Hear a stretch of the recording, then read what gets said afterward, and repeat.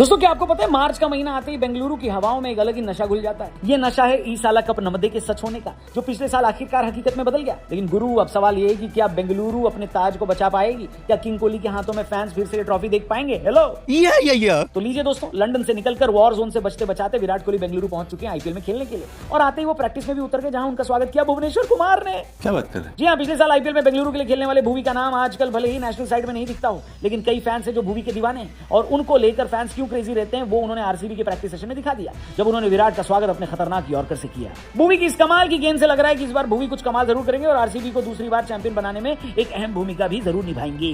जलवा है हमारा। इसी बीच सोशल मीडिया पर विराट को लेकर एक अलग लेवल की गपशप चल रही है। एक रिपोर्ट उड़ी है कि विराट ने आरसीबी मैनेजमेंट से एक स्पेशल चार्टर्ड फ्लाइट की डिमांड की है। कहा जा रहा है कि अगर मैचों के बीच में 3 दिन से ज्यादा का गैप हुआ तो किंग कोहली सीधा लंदन उड़ जाएंगे और मैच से ठीक पहले वापस आ जाएंगे। अब गुरु, ये तो पक्का किसी विराट हेटर की फैलाई हुई फर्जी बात लग रही है। और भाई, किंग कोहली के वर्क एथिक्स पर सवाल उठाना मतलब सूरज को दिया दिखाने जैसा है कि नहीं? बात तो सही है। तो ऐसी फालतू बातों को बाउंड्री के बाहर फेंकते हैं और आपको बताते हैं असली ग्राउंड रियलिटी। हेलो हाय नमस्कार, क्रिको देख रहे हैं आप, मेरा नाम है रौनक। आज बात होगी विराट कोहली के उस विराट संकल्प की जो 28 मार्च को हैदराबाद के खिलाफ अग्नि परीक्षा देने उतरेगा। चल के मारूंगा। 2 दिन पहले जब बेंगलुरु एयरपोर्ट पर हलचल बढ़ी तो समझ में आ गया कि आईपीएल का असली बॉस आ चुका है। और अब तो विराट आईपीएल 2026 के लिए अपनी पलटन से जुड़ भी गए। बेंगलुरु पहुंचने से पहले कोहली लंदन में कड़ी प्रैक्टिस कर रहे थे और उन्होंने अपनी ट्रेनिंग की फोटो भी सोशल मीडिया पर डाली थी, जिसे देखकर आरसीबी के फैंस का बीपी हाई हो गया।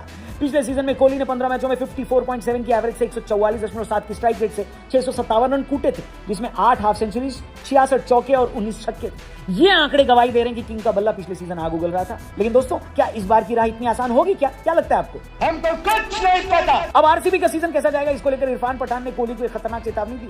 विराट आईपीएल इतिहास के सबसे सफल बल्लेबाज हैं। 267 मैचों में 8,661 रन, 8 शतक और 63 अर्धशतक विराट ने लगाए हैं। लेकिन उनके लिए पर्सनल रिकॉर्ड से बढ़कर अब वो ट्रॉफी है जिसे वो दूसरी बार उठाना चाहते हैं। रजत पाटीदार की कप्तानी और कोहली के एक्सपीरियंस का ये कॉम्बो क्या सनराइजर्स के काव्या मारन ब्रिगेड को 28 मार्च को धूल चटा पाएगा? ये सवाल हर फैन पूछ रहा है। और इस बीच टीम इंडिया के पूर्व ऑलराउंडर और अब मशहूर कमेंटेटर इरफान पठान ने भी कोहली के लिए एक बड़ा रेड फ्लैग दिखाया है और कहा है कि इस बार चीजें कोहली के लिए थोड़ी अलग होंगी। पहली बार वो टेस्ट क्रिकेट से पूरी तरह संन्यास लेने के बाद सीधे आईपीएल की हाई इंटेंसिटी वाली आग में कूदेंगे। अब वो इंटरनेशनल क्रिकेट में सिर्फ एक ही फॉर्मेट खेलते हैं। किसी के लिए भी लंबे ब्रेक के बाद सीधे टी20 की आक्रामकता में ढलना इजी नहीं होता। देखा जाए तो इरफान ने पते की बात बोली है दोस्तों। टी20 में जब आप एग्रेसर की भूमिका निभाते हैं और आपने बीच में ज्यादा कॉम्पिटिटिव मैच भी नहीं खेले होते तो टाइमिंग पकड़ने में मुश्किल हो सकती है। हालांकि इरफान ने यह भी माना कि कोहली और आरसीबी का रिश्ता दिल और धड़कन जैसा है। पिछले सीजन में कोहली ने एंकर की जगह जो आक्रामक रुख अपनाया था वही आरसीबी की जीत का टर्निंग पॉइंट भी था। Once more! मगर इस समय आरसीबी के लिए नंबर 3 पर किसे खिलाया जाए ये एक सरदर्द बना हुआ है। विराट कोहली और फिल सॉल्ट की ओपनिंग जोड़ी तो फिक्स है, लेकिन असली सस्पेंस है नंबर 3 की पोजीशन पर, जहां 2 दिग्गज आमने सामने हैं। देवदत्त पडिक्कल